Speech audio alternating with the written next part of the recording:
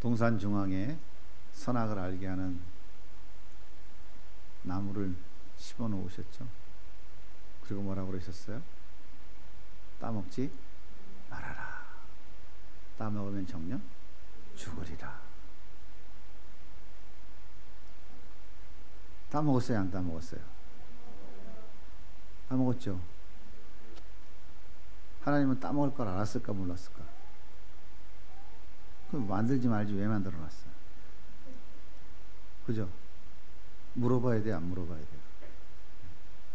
여러분, 왜 하나님이 선악과를 만들어 놓고 아담이 따먹을 걸 아시고 만들어 놓으셨나? 왜 만들어 놨냐고 궁금하지 않으세요? 좀 물어보세요. 덮어놓고 믿지 말고. 하나님이 선악과를 만들어 놓으신 이유는 다른 게 아니죠.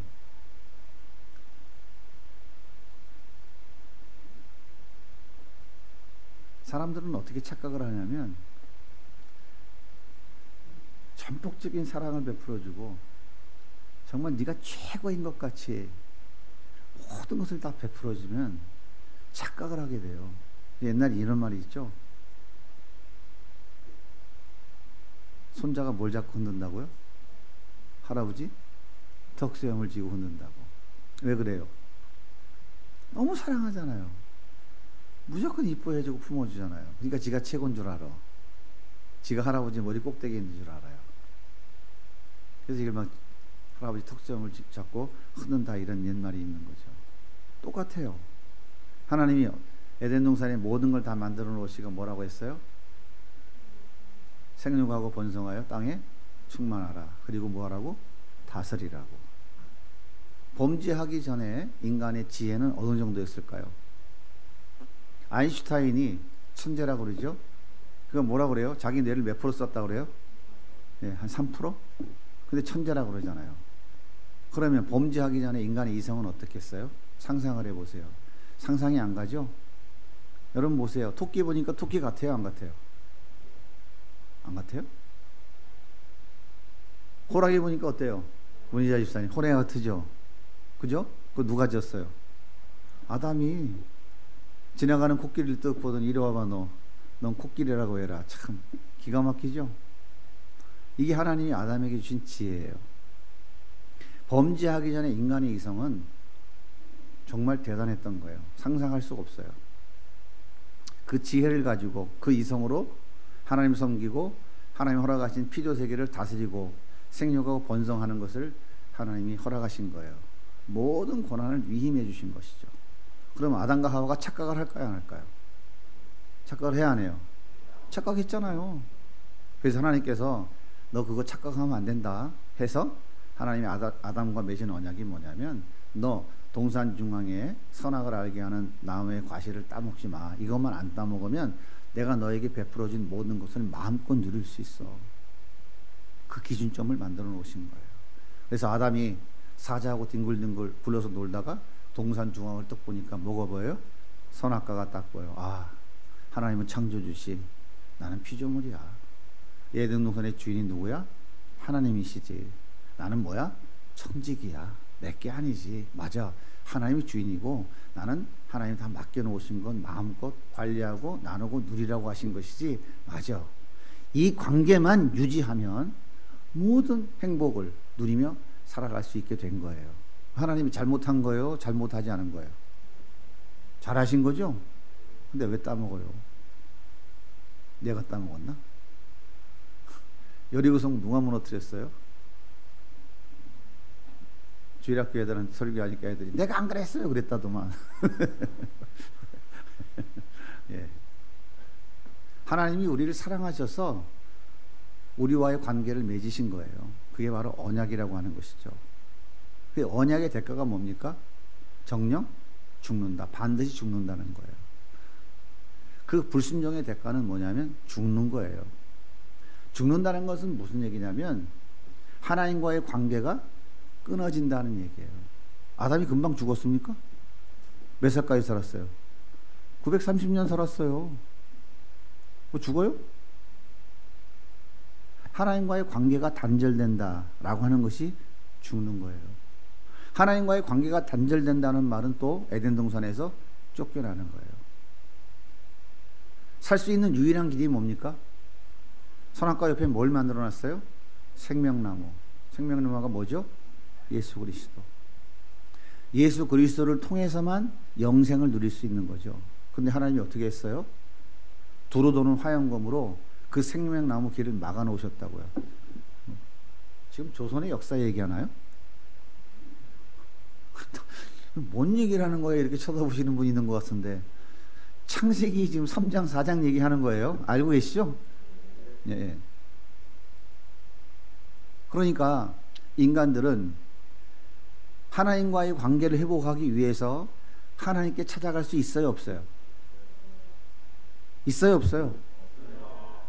절대 없어요. 아시겠어요? 이게 성경이 우리에게 말씀해주고 있는 전제예요. 인간은 절대로 깨어진 하나님과의 관계를 회복하기 위해서 하나님께 찾아갈 수가 없어요. 그 생명나무 길로 갈 수가 없어요. 왜 그럴까요? 두루 도는 화영검으로 지키고 있다니까요. 오면 다 죽어. 절대 접근 불가하단 말이에요. 그래서 예수 그리스도가 하나님과의 관계를 회복시켜 주시기 위해서 우리에게 찾아오신 거예요. 하나님이 우리를 찾아오시는 거라고요. 창세기 3장 15절에 하나님께서 내가 여인의 후손을 통해서 너를 구원해 주시겠다라고 첫 번째로 약속하신 거예요. 그리고 성경의 역사는 그 여자의 후손 바로 예수 그리스도를 이 땅에 보내셔서 우리의 모든 죄를 대속해 주시고 그리고 하나님과 관계를 회복시켜 주셔서 우리와 함께 영원히 다시 새 예루살렘, 새 에덴 동산, 새 하늘과 새 땅을 회복해서 영원히 우리와 함께 살기 위해서 이 땅에 오셨다라고 하는 거예요. 하나님과의 관계가 단절된 자들, 즉 에덴 동산에 쫓겨낸 자들, 즉 하나님께 반역하여 영원히 회복될 수 없는 그 죄의 길로 들어간 인간들에게는 무엇이 따라와요? 그 인생길에. 아담이 쫓겨나자마자 안 죽었다니까요. 몇 년 살았다고? 930년 살다 죽었다니까요. 그 인생길이 어떤 길이에요? 성경은 얘기하고 있죠. 하나님이 다 저주하셨어요. 땅도 저주됐어요. 허리 휘도록 일하여 겨우 먹고 살아요. 그럼 농사 안 져봤죠? 저 위에 텃밭 몇 평 져봤다니까요, 제가. 씨 뿌려놓고 좀 물 한 번 주고 나면 다음날 그냥 잡초가 얼마나 자라는지 나 혼자 먹는 것도 아닌데 나만 혼자 하더라고. 그래서 승질나서 이제 안 하는 거야. 농담이고요. 잡초가 그렇게 빨리 자라요. 얼마나 힘듭니까? 농사가 그래서 힘든 거예요. 왜 그렇다고요? 하나님 앞에 범죄한 대가인 거예요. 죽도록 고생하며 사는 거예요. 그래서 하나님과의 관계가 단절된 자들은 하나님의 은혜가 끊어졌기 때문에 자기의 안정과 자기의 행복을 자기 스스로 책임져야 되는 거예요. 어떻게 해보니까 괜찮던가요? 해볼만 하세요? 안 해요? 좀 더 해보시고 싶어요? 좀 더 하세요. 조금 더 해보세요. 어디까지 갈 것 같아요? 계속 더 하시면 어디까지 갈 것 같아요? 예? 돼지우리간에 뭐 먹으러 가요? 주엽열매. 거기까지 가면 그 주엽열매가 십자가라니까. 그 주엽열매를 먹으면서 누굴 생각해요? 둘째 아들이 아버지를 생각하는 거야. 그 아버지가 누구라고 그래? 하나님. 그러니까 버티지 말고 거기까지 가지 마세요. 고생한다고. 근데 인간들은 꼭 거기까지 가야 십자가가 보여. 그래서 제가 말씀드리는 거예요. 거기까지 가지 말라고. 인생길 험하고 마음 지쳐 괴롭다고요. 하나님과의 관계가 단절되면 찾아오는 것은 염려, 근심, 걱정, 고통이에요. 여러분 지금까지 살면서 경험해봤지만 내일이 두려워요. 어떻게 살아야 될지 몰라요. 무능력한 인간이 자기 힘과 자기 능력으로 자기 안전을, 자기 책임, 자기 행복을 자기가 스스로 책임지려니까 힘들어요. 힘들잖아요. 애들도 우리 지원이도 힘들다고 그래요. 힘들어. 어린이집 가는 거 힘들대요. 안 갈래요. 엄마는. 힘들어. 놀고 싶다 그래요. 이게 인간이라니까요. 이게 죄의 결과인 거예요. 하나님께서 독생자 예수 그리스도 이 땅에 보내신 거예요. 그분이 오셔서 십자가라고 하는 방법을 통해서 하나님과 우리의 관계를 회복시켜 주신 거예요. 그래서 아버지와 아들의 관계를 회복시켜 주신 거예요. 그리고 에덴 동산으로 다시금 회복시키셔서 영원히 하나님과 함께 사는 길을 열어주신 거예요. 여러분, 예수님께서 이 땅에 오셨을 때 하나님께서 마리아가 뱃속에 잉태했을 때 뭐라고 그러십니까? 아들을 낳으리니 그의 이름을 예수라 하라. 예수의 이름의 뜻이 뭐예요? 자기 백성을 저들의 죄에서 구원할 자다. 이게 예수의 이름의 뜻이잖아요. 누가 말씀하신 거예요? 하나님이 천사를 통해서. 그리고 또 한 가지 얘기하셨죠. 마태복음 1장 23절에 보라 처녀가 잉태하여 아들 낳을 것이요 그 이름을 뭐라고 하라고요? 임마누엘이라고. 임마누엘의 뜻이 뭐라고 설명해 주고 있어요? 이를 번역한즉 하나님 우리와 함께 계시다. 예수가 이 땅에 오셨어요. 하나님의 택한 백성들을 구원하셔서 임마누엘, 그들과 함께 살기 위해서. 아시겠어요? 예수 믿는 여러분들은 예수 믿는 순간부터 하나님과의 관계가 회복되었죠? 그럼 누구랑 살아야 돼요? 누구랑 사셔야 돼요? 예수는 천국 갈 때 필요한 티켓팅 하는 거고 돈하고 살아야 되는 거 아니에요? 여전히 살던 방법대로 살아야 되는 거 아니에요? 여러분 분명히 아셔야 돼요. 하나님이 아담과 하와를 창조하셔서 에덴 동산에서 영원히 그들과 함께 누리며 교제하며 소통하며 살기 원하셨어요. 그들이 반역함으로 쫓겨나 사는 과정이 끊어졌어요. 그러나 하나님이 여전히 그들을 회복시키기를 원하셨어요. 그 회복시키는 방편이 바로 예수 그리스도 십자가예요. 그 십자가, 예수 믿는 자들은 이제 하나님과의 관계가 회복되어졌어요. 그럼 어디로 돌아가는 거예요? 창세기 에덴 동산으로 돌아가는 거예요. 하나님과의 관계가 회복되어진 그 자리로 돌아가는 거예요. 그럼 그곳에서 뭐 해야 되는 거예요? 하나님과 함께 살아가는 거예요. 함께 살아가는 거예요. 우리가 예수를 믿는다는 것은 뭐냐면 깨어진 관계를 회복한 거예요. 하나님하고. 그래서 하나님을 아버지라고 부르게 된 거예요.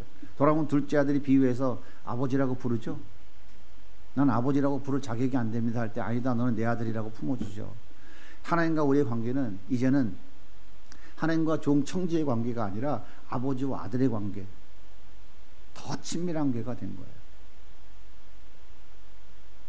그렇게 우리는 회복되어진 거예요. 그래서 우리 그리스도인들은 어떤 사람들이냐면 그 예수와 함께 살아가는 사람들이 바로 그리스도인이에요. 그 예수와 함께 살아가는 삶이 바로 천국이고 그것이 에덴 동산인 거예요. 그래서 예수 모신 곳이 그 어디나 하늘나라라고 이야기하고 있는 거예요. 하나님 나라라는 것은 어떤 장소적 개념이 아니에요. 죽으면 내가 가는 어떤 하늘 어느 구석에 있는 곳이 하나님의 나라의 개념이 아니라고요. 하나님 나라의 왕 되신 예수 그리스도가 우리 안에 오셨어요. 그래서 내가 성전이에요. 내가 예수를 모시고 살면은 그 예수를 모시고 사는 내 안에 하나님의 나라, 그 에덴 동산이 회복되어진 거라고요. 그래서 우리 그리스도인들의 삶은 반드시 뭐냐면 예수와 함께 사는 삶이어야 되는 거예요. 예수님과 함께 사십니까? 너무 제가 지금 너무 어렵게 얘기하나요? 알아들을만 하시죠? 예? 예수와 함께 살아요? 안 살아요? 여러분 예수와 함께 안 살면 여러분 구원받은 사람 아니에요. 예수와 함께 살지 않는다고 하면 여러분들은 아무것도 아닌 거예요. 여러분들이 예수와 함께 살아가신다면 우리가 질문을 던져봐야 돼요. 예수가 내 삶의 주인인가? 아니면 여전히 예수와 함께 살아가지만 내가 주인인가? 예수가 여러분의 삶의 주인이십니까? 아니면 내가 여전히 내가 주인이에요?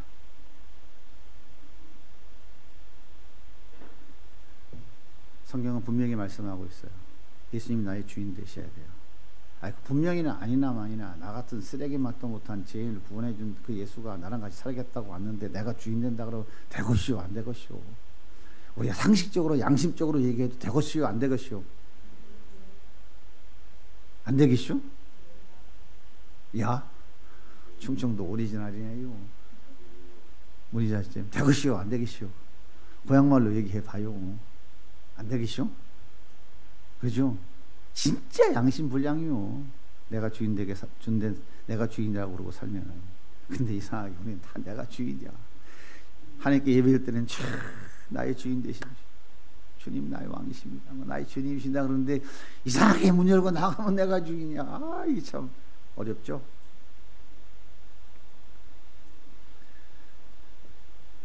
예수님이 주인 되시려면 내가 차지하고 있던 모든 주인 자리를 그분께 이양해야 돼요. 내가 주인이라고 하는 삶을, 지금까지 살아왔던 내 삶을 예수님을 영접하고 예수님과 함께 살아가는 그리스도인이 되었다고 하면 그 모든 주인된 자리를 그분께 내어 드려야 돼요. 성경은 우리들에게 내가 주인된 삶과 예수님이 나의 주인된 삶이 얼마나 다른지를 수없이 이야기해 주고 있어요. 여러분, 가나 혼인잔치에 예수님이 주인이었어요? 손님으로 갔어요? 손님으로 초대받아 갔죠? 제자들과 함께. 가니까 무슨 일이 벌어졌어요? 예? 포도주가 떨어졌잖아요. 여러분, 이스라엘 혼인잔치에 포도주가 떨어졌다는 얘기는 그 결혼 망했다는 얘기예요. 그런데 어떤 일이 벌어졌어요? 어떤 일이 벌어졌어요? 손님으로 오신 예수님이 그 가나 혼인잔치에 주인의 자리에 딱 앉으니까 그 결핍이 해결돼야 하네요? 해결돼요. 그래 안 그래요? 성경 어디 예수가 주인 됐다고 그래? 성경 좀 잘 읽어요. 종은 누구의 말만 들어요? 예수님이 종한테 그러지, 하인들에게 야 결례 항아리 6개 물 떠다 갖다 부어. 누구만 할 수 있는 거예요? 손님이 해요? 예수님이 주인의 위치에서 지금 종들에게, 하인에게 명령하는 거예요. 근데 하인이 어떻게 해요? 예고 갖다 물 부었어요. 예수님이 주인 됐어요, 안 됐어요? 종들이 주인의 명령에 순종하니까 어떤 일이 벌어졌어요? 무리면에 포도주 되는 역사가 일어나는 거예요. 절대적 결핍에서 완전한 회복과 완전한 풍성함이 그 혼인잔치에 벌어진 거예요. 여러분의 인생에 예수님이 주인 되면 이런 역사가 상식처럼 일어나는 거예요. 이걸 경험하고 사랑하는 게 우리 신앙생활이라고요. 믿거나 말거나. 갈릴리 호숫가로 예수님 피해서 도망갔던 베드로와 제자들이 밤새 물고기 잡겠다고 그물을 던졌는데 잡았어요, 못 잡았어요? 못 잡았잖아요. 근데 저기서 웬 어떤 사람이 누군지 모르겠는데 얘기하는 거예요. 배 오른쪽에다 그물을 던져봐. 말도 안 되는 소리 하고 있는데 밤새 한마디를 못 잡았는데. 근데 베드로가 어떻게, 베드로가 그냥 그물을 던졌어요. 근데 몇 마리가 걸려들어? 153마리.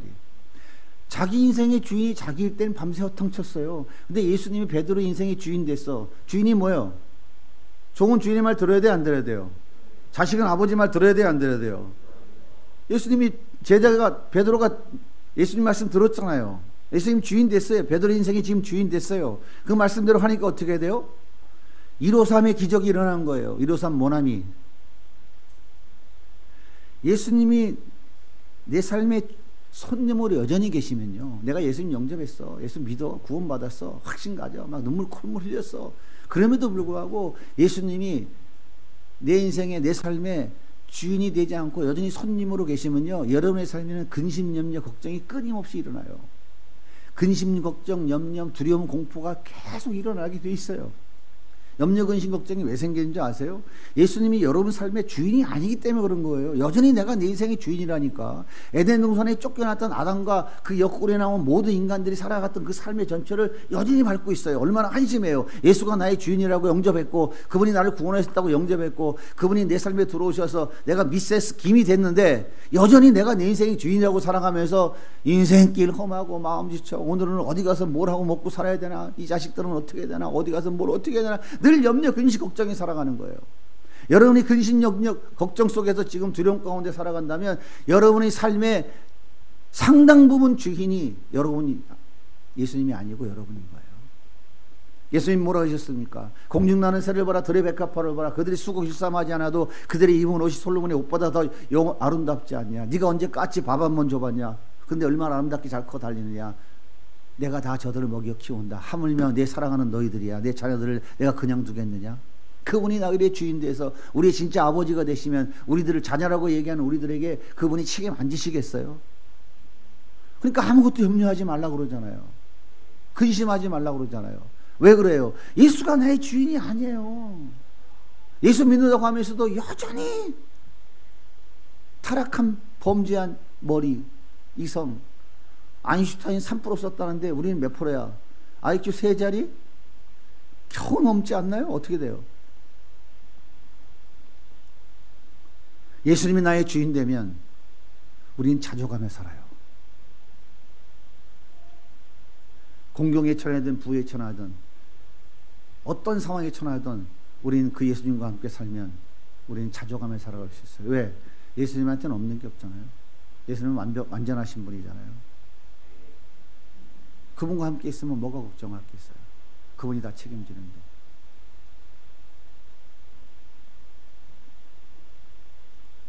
하박국 선지자 보세요. 아무것도 없어도 난 여호와로 즐거워하리. 여러분 이 찬양 알아요 몰라요? 부르긴 잘 부르더라고. 난 여호와로 즐거워하리. 박수 치면. 근데 나가면 집에 가면 찬양하면 속으로는 어떡하냐. 합격할라나.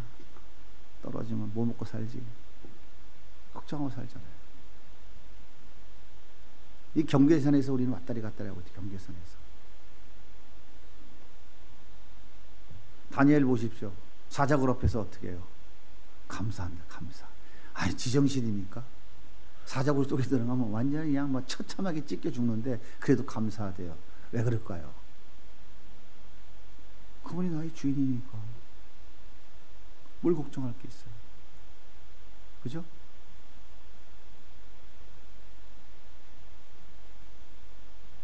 풀무불 속에서도 그분이 찾아오셔서 지켜주시는 그 현장을 눈으로 봤는데, 왕조가 3번 바뀌면서도 하나님이 나를 여전히 이 자리까지 인도해 주시는 그 주님을 나의 주인으로 모시고 지금까지 살아왔는데, 사자굴? 죽겠을 게 뭔데? 사자가 날 물어뜯어서 내 생명을 끌어서 주님과 함께 영원한 천국의 복락을 누리면 할렐루야 완전 땡큐고, 살려주셔서 그냥 좀 더 살게 하면 그것도 더 땡큐고 감사하지.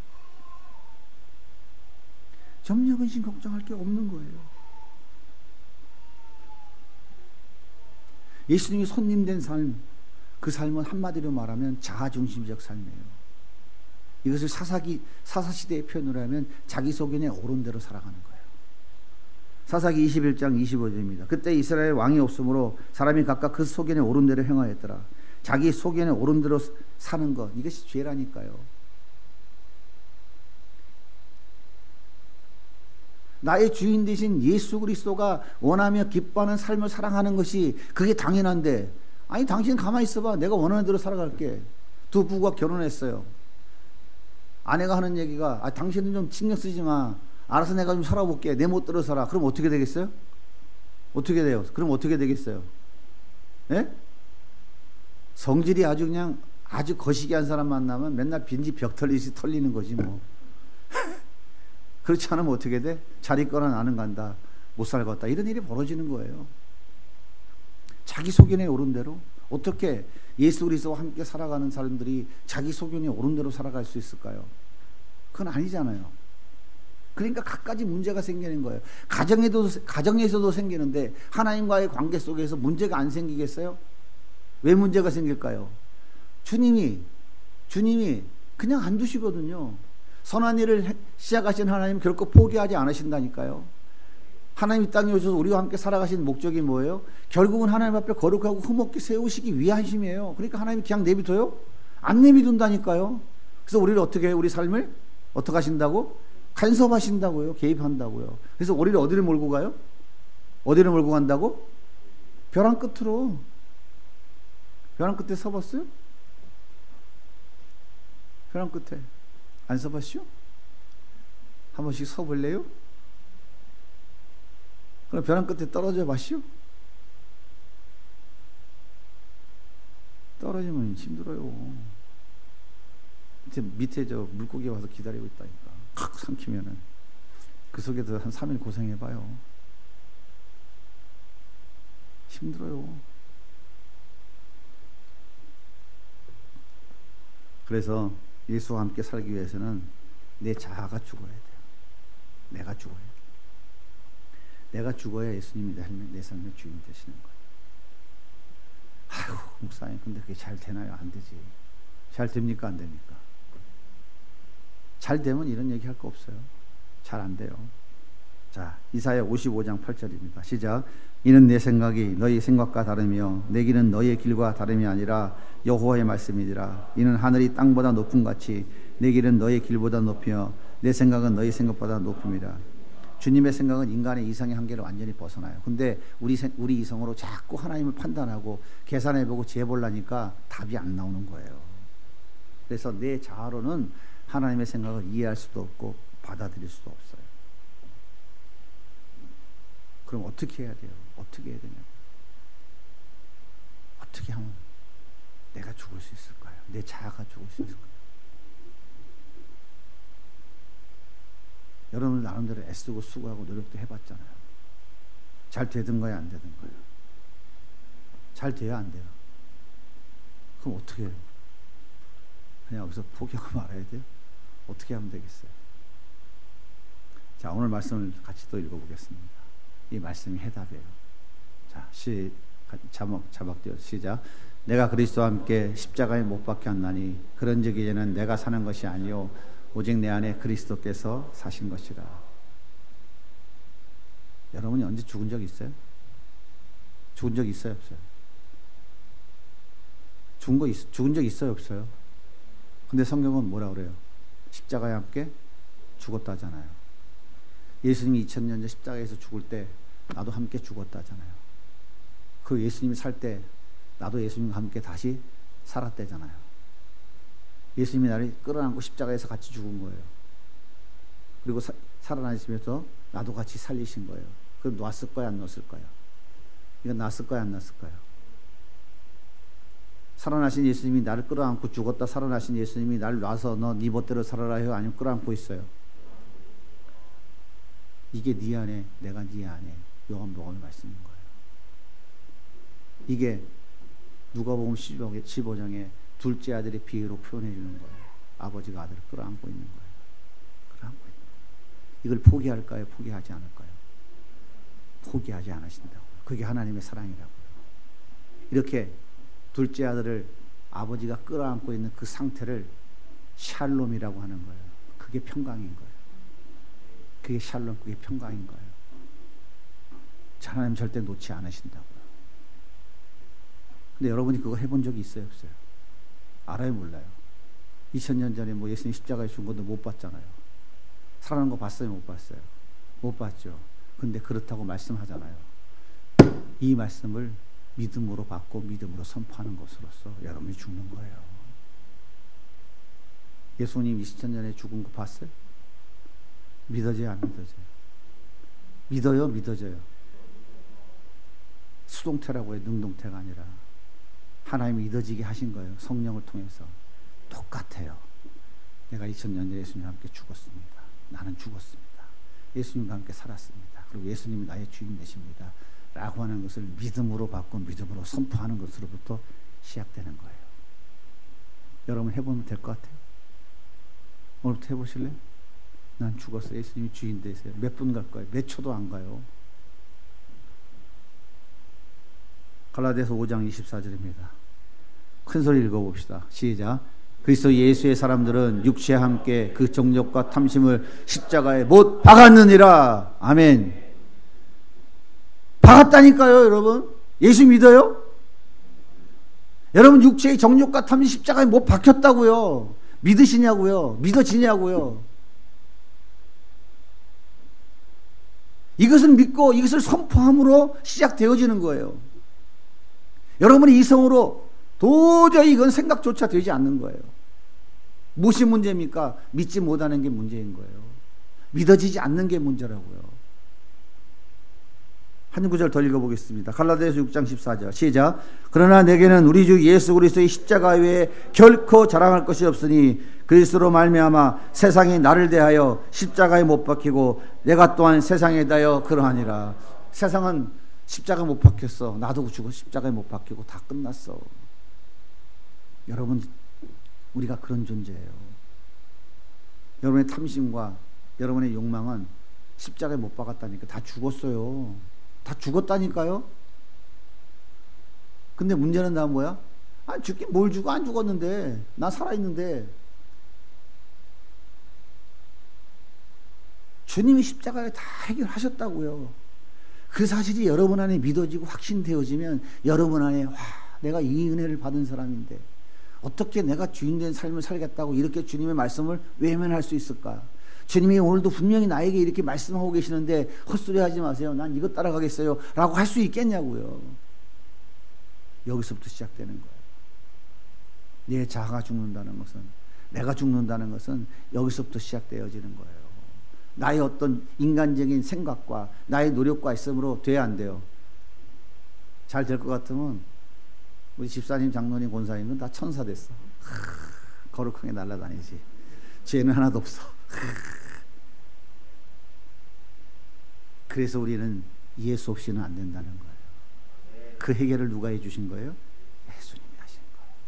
그것을 우리에게 믿어지게 해주시고 그 믿어지는 것이 우리 안에 점점점 성장해 가는 거예요. 커져가는 거예요. 어떻게? 그 믿어지는 말씀을 내 삶 속에 하나씩 한 걸음씩 살아내면서 그 말씀이 내 삶에서 실제가 되어져 나타나는 거예요. 내가 변화되어지고 내 심령이 변화되어지고 내 삶이 조금씩 변화되어지면서 나는 점점 죽어가고 있구나. 예수님이 내 안에 살아가고 있구나 하는 것을 우리는 경험하게 되는 거예요. 나는 예수님과 함께 십자가에 못 박혀 죽었습니다. 나의 정욕과 탐심도 십자가에 이미 못 박혀 죽었습니다. 나는 세상에 대하여 십자가에 못 박혀 죽었습니다. 세상도 나에 대해 십자가에 못 박혀 죽었습니다. 믿음으로 선포하십시오. 믿어지십니까? 이 말씀이? 내가 뭔가 애쓰고 수고하고 노력하려고 하지 말고 이 말씀을 깊이 묵상하시고 이 말씀이 믿어지는지 나 자신에게 먼저 물어보세요. 안 믿어지면 오늘부터 한 3끼만 금식해봐요. 어려운 얘기인가요? 3끼를 어떻게 금식을 해? 3일 아니고요. 주님, 이 말씀이 내 안에서 역사하게 해주세요. 믿어지게 해주세요. 정말 믿어지지가 않네요. 그러나 여러분이 진짜 예수가 나의 구원자이고 그분이 나의 왕이고 주인이라고 그분이 나를 위해 십자가에 죽으셨다는 사실이 믿어지는 사람은 이 말씀도 당연히 믿어집니다. 당연히 믿어져요. 문제는 뭐냐면 이 말씀이 믿으면서도 믿어지는데 성령께서 깨닫게 해주시고 알게 해주시는데도 불구하고 나는 저게 더 좋은 거야. 난 저게 더 좋아. 자꾸 우리가 절로 가. 이 부분이 우리의 몫인 거예요. 우리의 몫인 거예요. 우리가 이 경계선에서 몸부림을 치는 것, 그게 우리의 신앙의 삶인 거예요. 그게 우리의 신앙의 삶이에요. 그래서 우리의 그 연약함을 아시는 주님께서 성령을 보내주셔서 우리를 도우시는 거예요. 그래서 우리가 공동체가 필요한 거예요. 공동체가 모여서 바울이 뭐라고 그래요? 서로 짐을 나누어줘라. 아픔과 고통을 나누면서 또 실패했는데 또 넘어졌는데 서로 격려하고 위로하면서 그래 우리는 다시 할 수 있어. 일어나서 또 걸어가자. 이래서 교회가 공동체로 존재하는 거예요. 주님, 내가 또 살아서 주님의 자리를 빼앗았습니다. 죄송합니다. 다시 내려놓겠습니다. 예수님 내 손 좀 붙잡아 주세요. 그 손 붙잡고 또 일어나는 거예요. 그리고 또 다시 걸어가는 거예요. 언제까지? 주님이 부르시는 그날까지. 우리 주님은 절대로 내 손을 놓지 않으십니다. 내가 주님 손을 놓고 싶어서 뿌리치려고 몸부림치고 있는 것이지 땡깡 쓰고 있는 거야. 땡깡 쓰고 있는 거야. 땡깡 쓰고. 한 번에서 되지 않아요. 한 번에서 될 것 같으면 하나님이 교회를 공동체를 세우지도 않았다니까요. 해보니까 되던가요? 안 돼요. 그렇게 넘어지고 또 넘어지는 거예요. 반복하는 거예요. 반복하는 거예요. 그러면 조금씩 성장해 가는 거예요. 조금씩 성장해 가는 거예요. 그렇게 성장해 가는 과정 속에서 내 삶 속에서 그 예수가 드디어 조금씩 빛을 비추기 시작하는 거예요. 성령의 열매들이 우리 가운데서 맺혀지기 시작하는 거예요. 그렇게 조금씩 성장해 가면서 그 예수가 내 삶에 드러내고 나는 점점 죽어지면서 예수가 점점 내 삶에 채워지고 주인 되어져서 내 삶을 이끌어가는 삶 속에서 우리 이렇게 고백하게 되는 거예요. 아, 맞아. 주님 한 분이면 만족이네요. 주님 안에 다 있네요. 그래요. 맞아요. 주님 없으면 우리는 할 수 없는 존재들이에요. 그렇게 고백하게 돼요. 그래서 우리는 내 주 예수 모신 곳이 그 어디나 하늘나라 그렇게 고백하게 되는 거예요. 우리는 또 한 주간을 살면서 또 연습해야 됩니다. 내 욕심과 탐심은 십자가에 난 다 이미 못 박아서 다 죽었습니다. 세상은 나에 대해 죽었고 나도 세상에 대해 죽은 사람입니다. 난 그리스도와 함께 십자가에 못 박혀 죽었습니다. 예수가 살아날 때 나도 살아나서 예수가 나의 주인입니다. 그러나 연약하고 부족하여 자꾸 세상 속에 눈이 돌아가고 사단의 미혹에 넘어집니다. 하지만 나는 이미 승리했습니다. 내가 넘어지지만 주님은 승리했기 때문에 나는 주님 손 붙잡고 또 일어나 걸어갈 것입니다. 또 일어나서 걸어가는 거예요. 여러분, 이것이 복음인 거예요. 그렇지 않은 사람은 어떻게 해요? 주저앉아서 난 틀렸어. 난 가능성이 없네. 해보니까 안 되네. 벌써 몇 번째야, 몇 년이야? 이러면 주저앉는 거예요. 그것은 예수를 모르는 사람이에요. 포기하지 마십시오. 절망하지 마세요. 자기를 비난하지도 마세요. 정죄하지 마세요. 예수 그리스도는 그렇게 세상 말로 후진 분이 아니에요. 그분은 완전하신 분이에요. 문제는 뭐냐면 여전히 하늘의 것을 추구하지 않고 땅의 것을 추구하는 나의 연약한 모습인 거예요. 주님, 도와주세요. 예수님이 정말 내 삶의 주인 되셔서 예수님과 함께 살아가는 그 행복한 삶을 좀 맛보며 살아갈 수 있도록 날 좀 도와주세요. 그것이 우리의 간절한 소원이 되고 기도가 돼야 돼요. 그 주님이 어떤 분인지를 알고 싶어서 성경을, 말씀을 보면서 주님 말씀이 열려지게 해주세요. 도와주세요. 이것이 우리의 삶이어야 되는 거예요. 그러면 우리의 삶은 너무 행복해져요. 아무것도 없어도 행복해져요. 그렇다고 여러분한테 거지로 살라는 거 아닙니다. 네? 오해하지 마세요. 아이, 저 목사님은 사람 회의주의인가? 말 듣고 앉아있어 보면 세상에 아무것도 하기 싫어. 그거 아니에요. 열심히 해도 사기치고 도둑질 하지 않으면 지금 버는 것보다 더 많이 못 벌어요. 그거 하다가 주님과 관계없는 삶 살지 말고 하나님 주신 은혜 안에 최선을 다해서 주신 은혜 안에서 자족하며 살아가면서 그 예수님이 주시는 참된 평강을 누리면서 행복한 삶을 살아가라, 그 얘기하는 거예요. 그러면 하나님께서 내가 생각지 못한 더 좋은 것으로, 더 많은 것으로 허락해 주시는 것은, 그것은 보너스란 말이에요. 보너스를 위해서 신앙생활하지 말고 월급 받기 위해서 신앙생활하는 그런 자세를 가져야 된다, 그 말이에요. 어떻습니까? 내가 죽어지면 예수가 주인 돼서 내 삶을 이끌어갑니다. 내가 주인 되려고 하면 나는 어디로 가냐면 염려, 근심, 아골골짝, 골짜기로 갈 수밖에 없어요. 근데 나는 연약하잖아요. 안 되잖아요. 그럼 어떻게 하면 돼요? 찬송하세요. 주님요, 이 손을 꼭 좀 잡고 가세요. 주님 연약합니다. 나 좀 붙들어 주세요. 나는 주님이 도와주지 않으시면 한순간도 나는 견딜 수 없는 존재입니다. 이것이 상한 심령이고요. 이것이 심령이 가난한 자예요. 주님께서 심령이 가난한 자에게 그래서 천국이 너희 것이라고 말씀하신 거예요. 이것이 우리의 신앙의 삶입니다. 그러면 얼마나 행복해요. 교만하지 아니하고 겸손하게 낮아져서 주님이 가신 그 십자가의 길을 우리는 걸어갈 수 있는 거예요.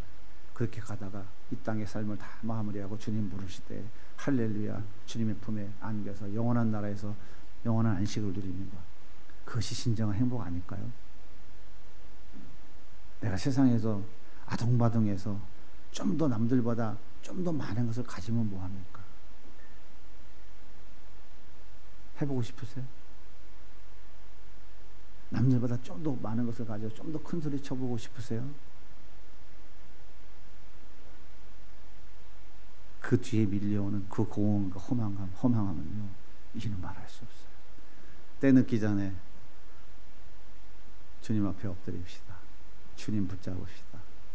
예수로 채워가자고요. 죽어지지 않은 내 모습을 보며 하나님께 울부짖고, 내가 내 인생의 주인 된 삶을 살아가는 내 자신을 보고 하나님 앞에 부르짖고, 나는 죽어지고 예수가 내 주인 되는 삶을 살기로 합니다. 주여 도와주옵소서 하면서 작은 몸부림을 치는 거예요. 그것이 우리의 신앙의 삶입니다. 하나님 우리에게 원하시는 그거예요.